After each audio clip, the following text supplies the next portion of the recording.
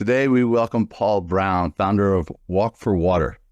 Paul is currently on an extraordinary journey walking across Africa to raise awareness and funds for a new model of sustainable water wells.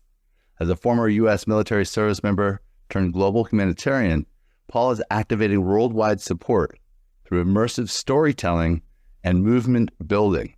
His mission goes beyond awareness.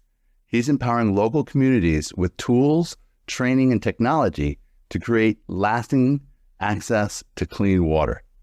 Paul's walk is more than a physical challenge. It's a testament to what's possible when love, faith, and determination combine to solve one of the world's greatest needs. Hello, Paul. Welcome to Leading with Purpose. Thank you, Mark. It's very kind words. So grateful to be here and for your friendship and leadership. Thank you. I really appreciate you being here. For me, it's 10 a.m. in Orlando, Florida. I'm just getting started with my workday. Where exactly are you, and what time is it there? 4:11 p.m. here, or as we say here in Africa, 16:11. And I'm in northern Botswana. For the past 3 months, we've been walking across Namibia, and we just crossed over and completed that country this morning and walked into Botswana and processed customs. And I walked out the gate and up this hill. And about then, a customs agent drove up to me and jumped out. And he said, let me see your passport. Showed him a passport. And he said, well, look, you can't be walking here. There's too many lions. And Mark, I almost blurted out. It was a beautiful place too. I almost blurted out, well, you should get back in your car then.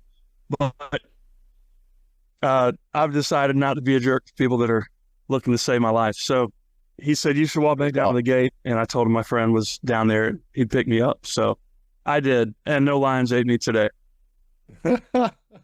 Oh my God, Paul, that is so funny, because my very first question I wanted to ask is, how did you and Evans spend your day today? And I was not expecting such a fun story. So I called Evans the other day because we get so behind on posting on social media. And I said, it's hard to we don't have the best connectivity, and 3 or 4 epic things will happen in any given day. Not every day, but that could easily happen in any given day. So how do you post all this? Anyway, we'll post what we can when we can.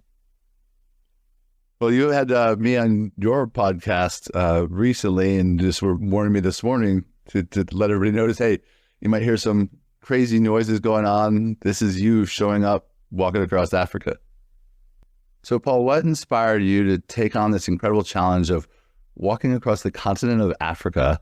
And how did you decide that this was the way that you were going to bring attention to the global water crisis?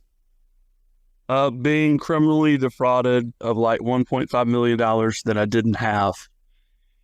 So a friend of mine back in 22 raised a whole bunch of money, including his own and anybody he could get money from. All the while his partners were deceiving him. So he was unwittingly deceiving us. And that came out later that year. And then we found out about it the following year. But about 200 of us got for a collective 30 to 50 million. And my part in that, I didn't have it. That was borrowed money. And I didn't grow up this way, but as I learned business and hired mentors, I became very aggressive in my stance towards borrowing and doing business. And ironically, that debt ended up de-risking and protecting me in the long run. But that was obviously a challenge, and the fallout wasn't as bad as it might sound or as it could have been. But still, at the end of 23, I felt a little stuck and stopped in my life purpose, which is fixing the world's water problem in this generation. That call was given to me back in 2016. But I felt stuck in that and in my business, and so I was sick a few days after Christmas, towards the end of 23. I was on Facebook. I saw a map called The Longest Road in the World to Walk, which stretched from Cape Town, South Africa, up to northeastern Russia. And people were clowning Africa and saying how you wouldn't make it. And I was like, actually, you'd be safe on the continent. I've been there. And I I thought about it and I was like, well, I like the Africa part of that. I've loved working there. That's where probably half the folks are who I'm here to serve, who I'm here to help get water. And that's where I'm the happiest. So I wonder, could I walk across it as the biggest thing I could do to get unstuck and push my life purpose forward? So then it evolved and grew from there. What an amazing story. And I know we could go deep into a lot of that, and maybe we'll get a chance to go deeper into some of the background. But really, I love looking forward at what you've created and how it's evolved. And it's amazing how when you put yourself out there and you show up in your purpose, all the right resources show up, including some of the challenges. And you've faced quite a few challenges going into this trek. How far are you in? How long? When did you first start? We started walking on June 3rd. I got my first injury on June 4th, so day 2. I shouldn't be laughing at your injuries. I apologize, Paul. I'm laughing with you. No, laugh at me or with me. I don't care. I like to laugh, and I like for you to laugh, so that's fine. No, and I actually think it's funny and absurd that a guy that wants to walk across the continent gets injured on day 2, but that's life. And here's how I like to tell it. That afternoon after I got injured, we went and we watched the last Mission Impossible movie. And we had been wanting to for a while. And we just happened to be in Swakopmund, which is an ocean town in Southwest Africa and Namibia that had a theater. And it was playing that movie. So we went and watched it. And I remember watching the movie and being like halfway through it. So, man, I used to hate these movies because Christopher McQuarrie and Tom Cruise and the Mission Impossible franchise, they'd stress me out because they already have this impossible mission. And then, like, while they're trying to do this impossible mission, like 2 or 3 things go wrong to make it even harder. And people are opposing them and stuff like that. And then it dawned on me. And I don't believe much in entertainment, and I don't watch very many movies. And one of the reasons is because I really get sucked in. Like, I go all in on the experience, So, but it dawned on me during that movie. I was like, well, they put that in here because that's how life is. You're set out to do this really important thing, and hopefully so big it scares you. And then it's not only already impossible or just very challenging. Some jerk, makes it even harder, or you run out of money, or you get injured on day 2 of a year and a half journey. So I just kind of chuckled at their creative genius and how I was living that right now. And so a day or 2 later, because we're resting up thinking, well, I'll heal up in 4 days over a long weekend. This happened on Wednesday. I'll be good by Monday. And on Friday, Evans, who I'd hired to drive and assist and advise me. Actually, I didn't hire him. I hired his dad. His dad couldn't do it. So he sent his 25-year-old soccer coach son, mechanical engineering son, as his replacement. Well, so Friday, Evans is like, hey, Paul, I can walk back to that spot, that last mile that you couldn't do where you had to stop because we both knew if you kept limping through it, you're just going to damage yourself further, and walk that last mile for you. And can I do that? And I was like, yes, thank you, Evans. So while he's out there, he WhatsApped me this video. And it's one of my favorite lines from this experience. It's him taking a selfie video, walking in this beautiful scene with these just massive pyramid-looking sand dunes on the one side and the Atlantic Ocean on the other. And I mean, it's an epic highway right there.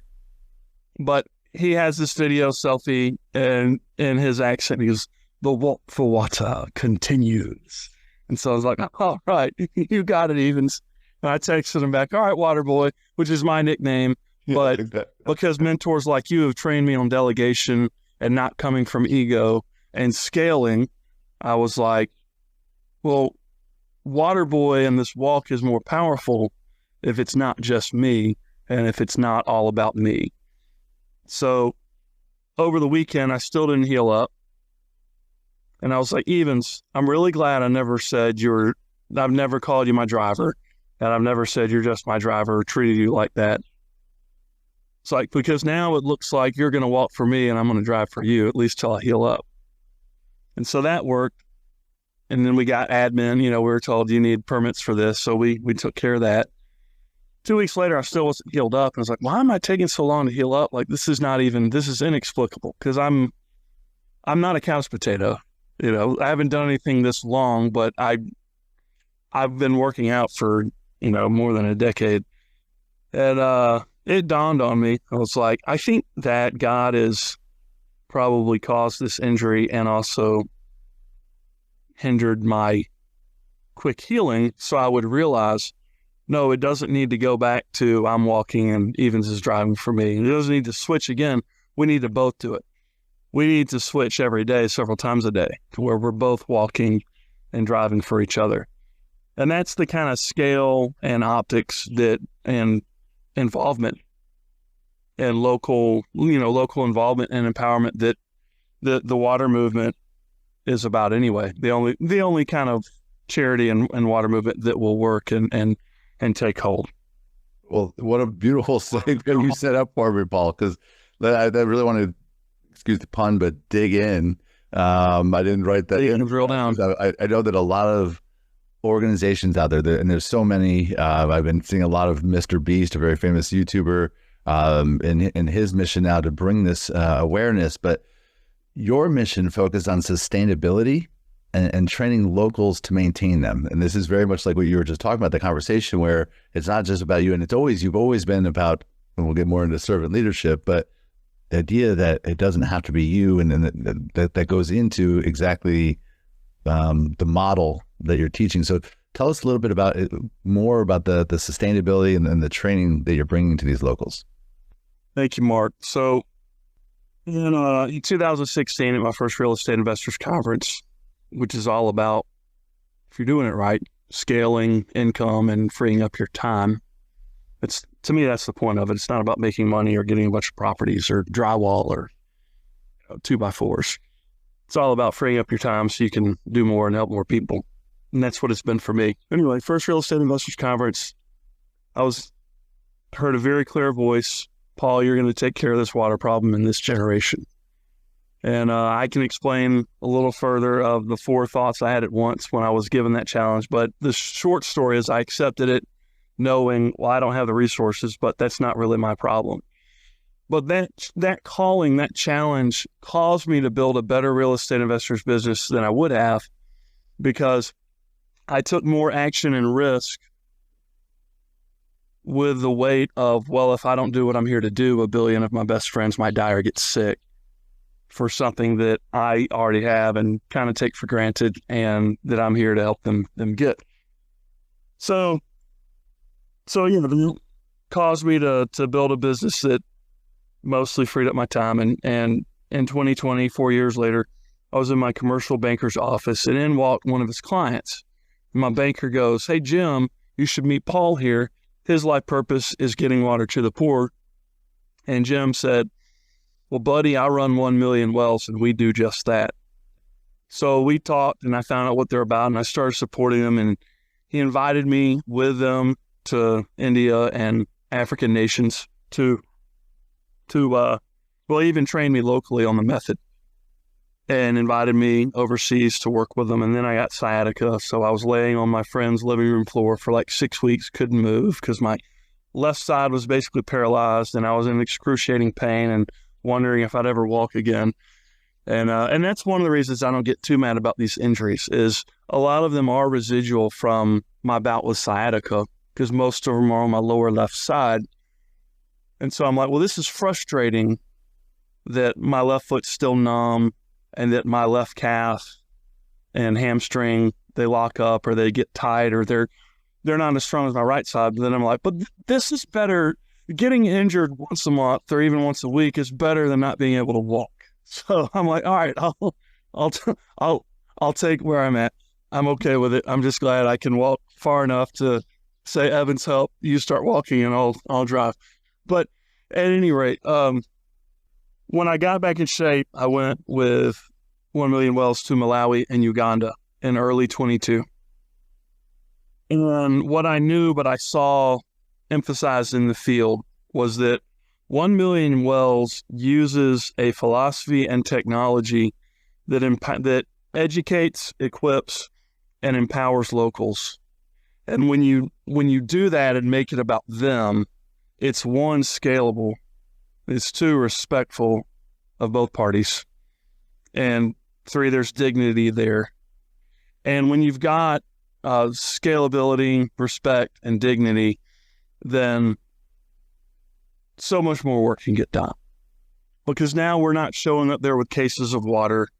Or like one time we got into a village and somebody said to me, "Oh, I'm so glad you're here. This is great." I think this is in Malawi.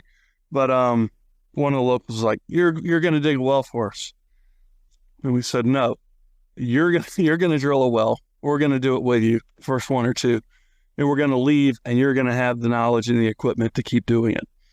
So when I saw that and I saw how much from ego 1 Million Wells people were not coming from, meaning they were making about the process and helping the people, not about, oh, our precious method or, oh, what we did. I was like, all right, I can dig this. And then I saw locals like modifying the method and making it better. And I asked the founder, R.C. Crawford, I was like, I actually have this video. It's one of my favorite videos. It's got Ugandans in the background. I was like, R.C., they just changed your patented Crawford drill. How do you feel about that? So, oh, I think it's great. They've been doing this for thousands of years. They know what works here.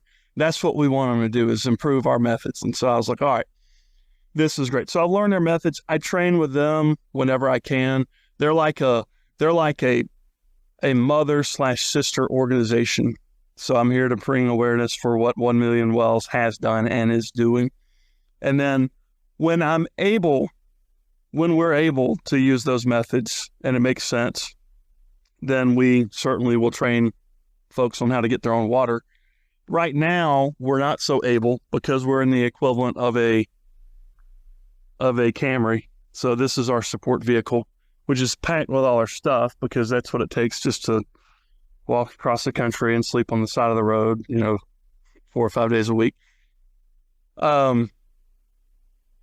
But the hope is that when we're properly funded and the water's close enough to the surface, we get 1 Million Wells or some other locals that we've trained with 1 Million Wells to meet us and we do more water projects.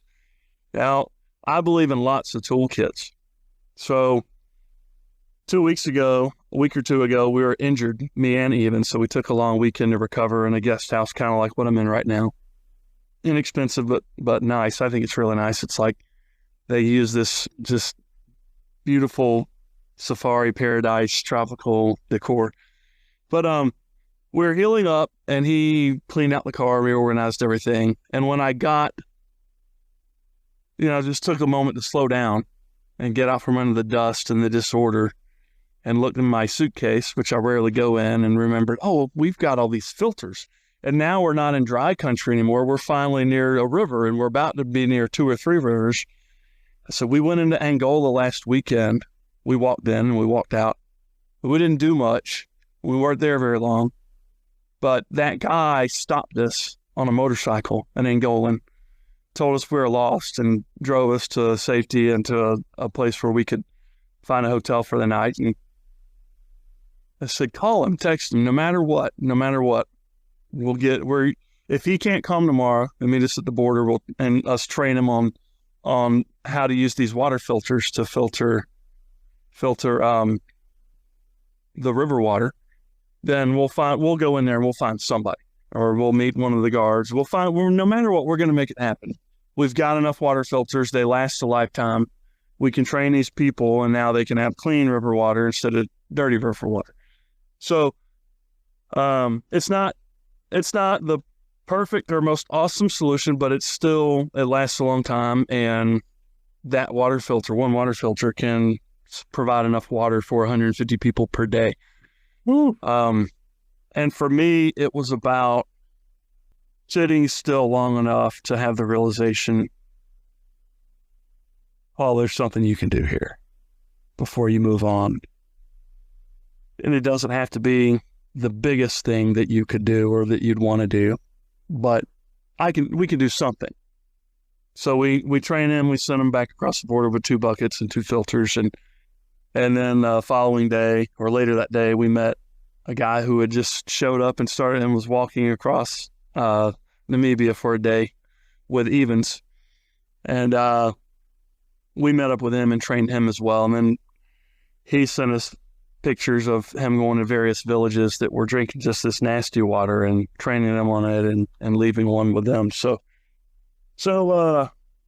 it's good to have more than one tool, because not everywhere can we do a borehole, and not everywhere can we benefit from the water filter. But use what we can while we can. Absolutely beautiful. And again, we talked about the model, and that it's not you going out there and doing the work, but bringing in the communities and education, and the resources are there. You use the word servant leadership. I use the word soulful leadership. I believe they mean very similar things, if not the same. I'm curious, just from you, the show is Leading with Purpose. What does leading with purpose mean to you? It means just about everything. I was walking and talking with myself yesterday, and I was examining some of the sacrifices I've made and will continue to make in my life, and evaluating some of the pleasures and freedoms that I have, and privileges and gifts that I've been given. And I'm so grateful. God's been so good to me. And almost everything that I can think of, at least recently, that is something that's really worth doing and I'm really excited about and is really powerful, traces back to living and pursuing my specific purpose. And I believe everybody has a specific purpose. I believe we all have a general purpose. Everybody's here for a reason, firmly convinced of that. And for all of us, there's some similarities. But I also believe that each and every one of us has a specific purpose, so specific I call it an assignment. And when you're living on assignment, and so for me, that assignment is fix the world's water problem in this generation. And I think God gave it to me in that way, because if he would have said, hey, Paul, help out with the water problem, well, I was already doing that, and that's not really all that inspiring. Or if he said, fix this water problem, but you can't, or fix this water problem, but they'll fix it in 3,000 years. Well, that's not very motivating or inspiring, But to hear, take care of this water problem in this generation, it's like, okay, well, that sounds like 20 years, and that sounds like an impossible mission. Let's go. I was just thinking that before when you talked about this being your assignment. And what is the first thing when they give them the assignment in Mission Impossible? What do they ask? This is your assignment. Should you accept? Should you choose to accept? And what's interesting there is that never at any point in that series is Ethan or anyone else forced to take an assignment. They never turn it down. And that's kind of my view of God too, and my view of purpose, in that we're never forced to do good, and we're never forced to find and pursue our purpose. We're never forced into an assignment. But the stakes get made so apparently high to us that through that recursive invitation of this is your mission, should you choose to accept it, you have to accept it. Not because you're forced, but you can't say no. It's too much writing on it, and it's too fun. That's great. I love it. It's too much writing on it, and it's too fun. Yeah. That's great. So, Paul, for those that are listening who may never walk across Africa, what's one action that they can take right now to be part of the solution and bring clean water to communities that are in need? Thank you. That's a great question. To keep it simple and singular, I would say consider donating $1 per month to what we're doing here, to what me and Evans are doing. You can go to water.work or waterwalk.co. It's going to redirect you to the same place.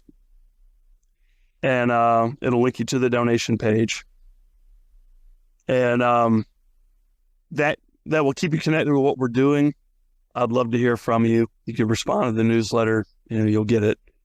And I read every response, every comment. And sometimes it gets lonely out here, but every now and then, people will respond, and I'll respond like back as soon as I can because I want them to know, no, that was really encouraging. I thank you for that. But yeah, to answer your question, just to reiterate, go to water.org, find the donate button, $1 a month. There's a reason why I use that number, and that is this: solving the water problem, solving the world's water problem. That sounds huge, right? They even joke about like, oh, we're not trying to solve world hunger here. Like if you're in some business meeting about the most horrible problem it could possibly be. We're not trying to do that. Right. Well, and there's this assumption that it can't be solved. And sometimes people even misinterpret the Bible and theology around that. But I'm not talking about making everyone the same. Like, we all have decisions to make, and we're responsible for our own lives. So if Mark wants to live in a really expensive house and I don't, like, that's fine. Like when I walk down these Namibian streets in now Botswana and I see grass huts or grass roofs, like, I don't feel sorry for them. Like, it's like they might be more free. They might have a more free life than many folks that have these nice houses. So I don't judge or impose my standards on them.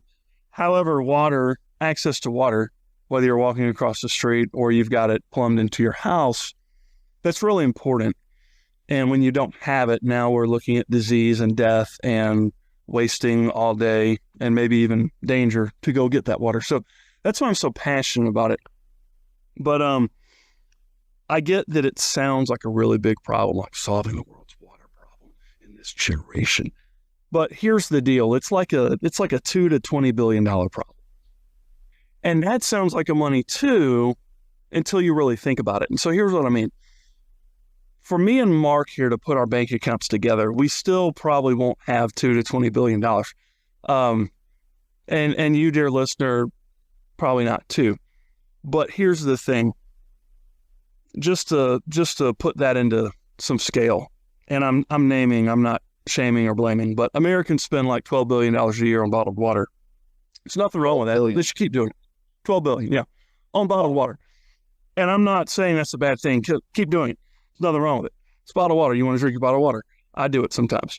I'm part of those Americans spending the money on the bottled water. But I'm just putting it in a little bit of context. But more importantly, I'll say this affects probably in the worst way about 1 billion people. So if it could be solved for $2 to $20 billion and it's affecting 1 billion, now we're talking about saving lives for $2 to $20 a head. So that's why I say donate $1 a month. You could be potentially saving a life a month. Maybe it takes longer. So maybe you're saving a life every 2 years. But now you're involved in the water fight. I'm not letting this go. Like I'm going to Ethan Hunt this and like stick to it no matter what until we get this water problem solved. And then we'll work on something else.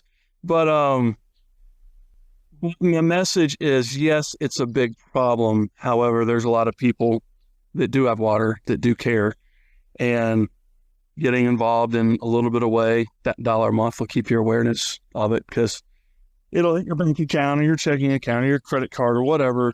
And then you'll say, oh, I need to encourage that guy, or let's see what they're doing, or let's pray for them, or let's send them some well wishes, or whatever you might do. And I will appreciate all of that. So will Evans. And so will all the future water boys that join us on our walk.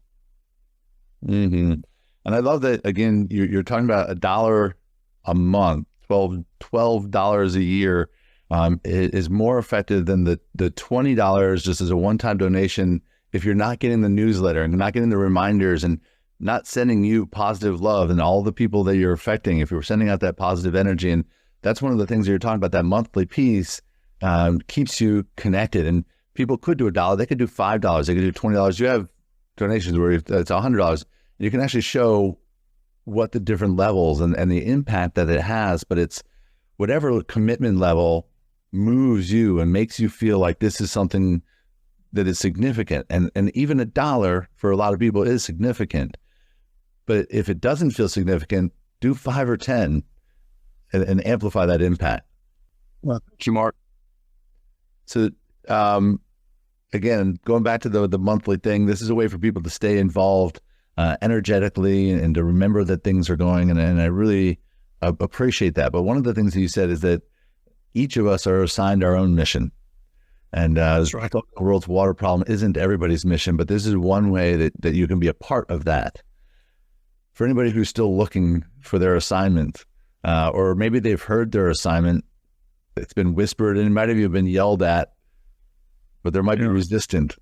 You understand the resistance that comes with hearing the assignment, especially the resistance in your head. Is there any kind of guidance, inspiration, motivation, something that may have helped you that you could pass on to the listeners to help them get the courage to take the assignment? Several things, and that's such a great question, Mark. You know, they say, I don't remember who said it, but I think it was Brian Tracy. If I'm misquoting, oh well. But the quality of your life will be determined by the quality of your questions. Such a great question. First, I'll say the biggest single thing you could do to increase your happiness, income, impact, wealth, and self-respect and self-worth would be to find and walk fully in your purpose, your assignment. Now, some people are like, well, I don't know what it is yet, so I'm not just going to make it up. And I get it. There's exercises you can do to zero in on it, or at least to get closer. But I'll say two things. One, for the person who doesn't know it yet, for me, I found both my why, which is my purpose, and my how, which is the method, was primarily 1 Million Wells, who I continue to train with, volunteer for, partner with, all that. But I found both my why and my how in the normal course of doing business, taking steps to get educated to build my real estate investing business. And then later on at the bank, building relationships with one of my bankers so that I could borrow more money to build the real estate business. So Martin Luther King says that faith is taking the first step without seeing seeing all the steps in the staircase. He said it better than me. But you know the quote. And it's just like you'd never leave your house saying, oh well, once I get the report that all the lights have turned green, then I'll leave my house. No, you just go, and you might get stopped by some, but they'll turn on the way. So if there's something in business for you to do, then, and you think that it will provide value, and therefore through that value and through that service, now you can make money and provide some freedom for yourself, go for it. It may find you along the way. Now, notice I did not say if you're passionate about something and there's something you love to do and you'd always wanted to do this, then go build a business around that. Because for the most part, that's kind of a terrible idea. People get confused, love what you do with do what you love. And so if the market's already saturated with something you love to do, that may not be the best thing for you to build a business around for a variety of reasons that I could go into at another time. But so the point of business is to provide value through service.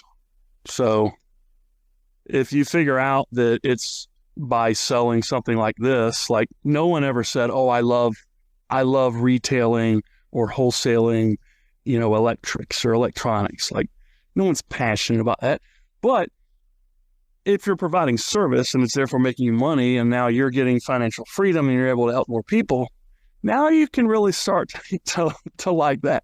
I'm giving a silly example because, you're probably not going to go and sell chargers, but I'm just demonstrating the point. Take the step in something that you think could provide value to your community. To the person who knows their assignment and knows their purpose and hasn't gone full bore into it, what are you doing?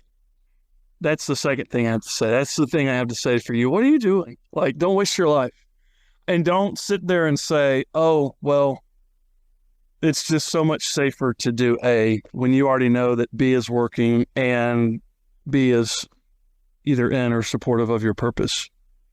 And then the third thing I'll say, because I don't want to confuse what I just said with this next point, which is really strong, and that is a sustainable business, and I would say sustainable capitalism. By the way, a lot of times people slam capitalism and they're slamming perversions of it, or they're slamming people doing it in a silly way. But all those systems of economics have their challenges, so whatever. But capitalism works really great when you're loving everyone involved and you're not just benefiting the shareholders, but all the stakeholders.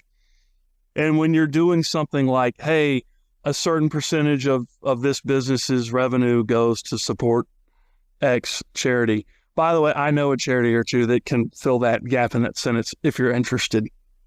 But that's not why I'm bringing this up. I'm bringing this up to say, when you are able to do both and pursue your business and your passion simultaneously and build both simultaneously, not without distracting each other.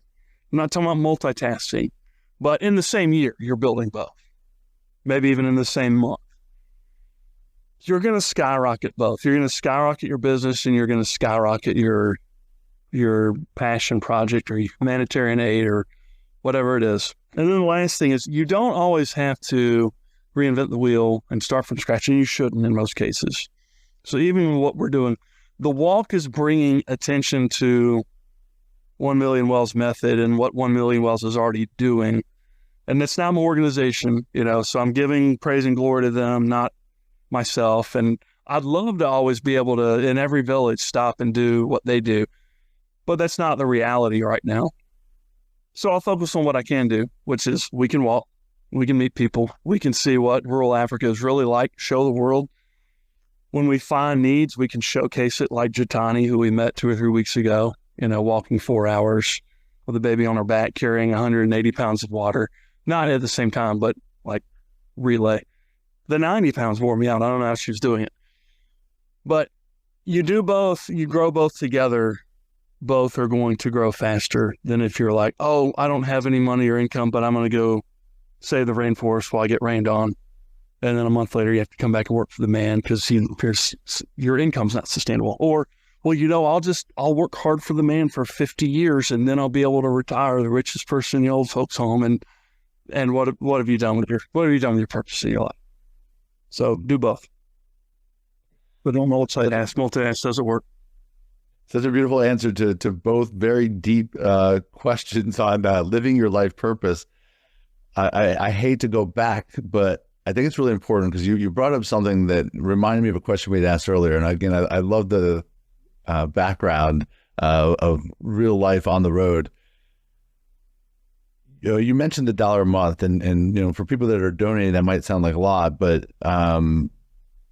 for some, it might not sound like anything. But no matter what, when people are giving, they're always wondering where the money's going. And this is something that you've made very clear: is none of the money that people are donating are going into food in your mouth. That money is all going kind of into the mission and to be able to do what you're doing.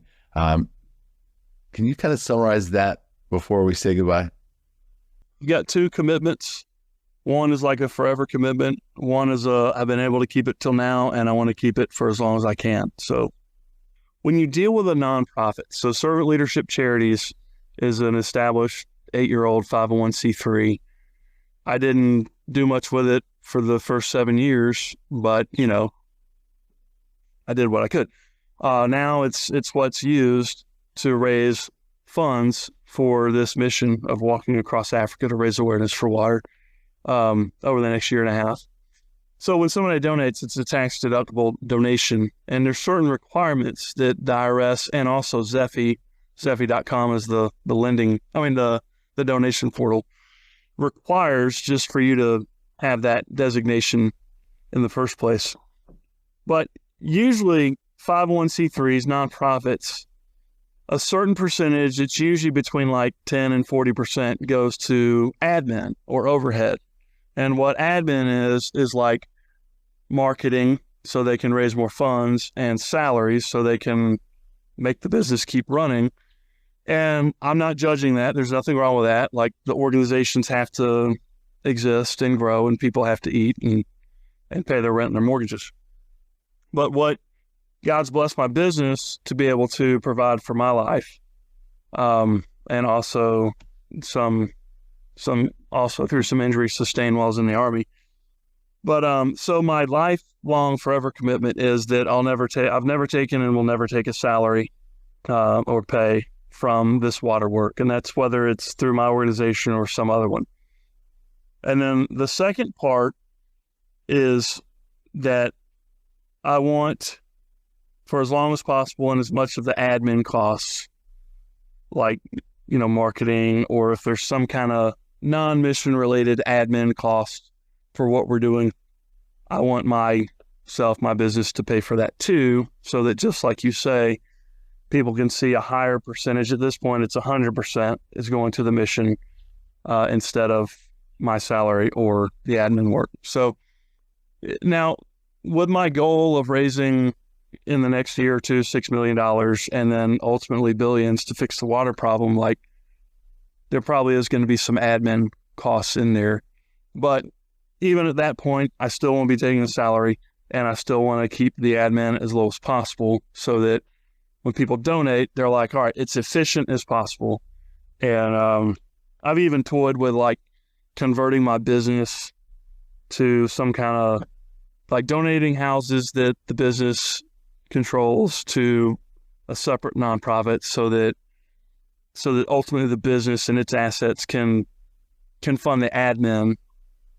And then people will be like, well, I hate this house anyway, instead of selling it to some investor, I'll donate it or sell it cheap to the Water Foundation House project or whatever we come up with. But at any rate, when you're open and, I haven't shared this with you, but recently, sometime in the last year, I committed to like non-ownership. So I don't actually own anything, and I'm not looking to own stuff or increase my ownership or my assets. I'll steward what's, under my control to steward. But when you work with friends and you cooperate and you're not making things about me and and, how do I get more Monopoly cards and how do I raise my net worth, which we're all prices, just so you know, we're all prices. You can do a lot more.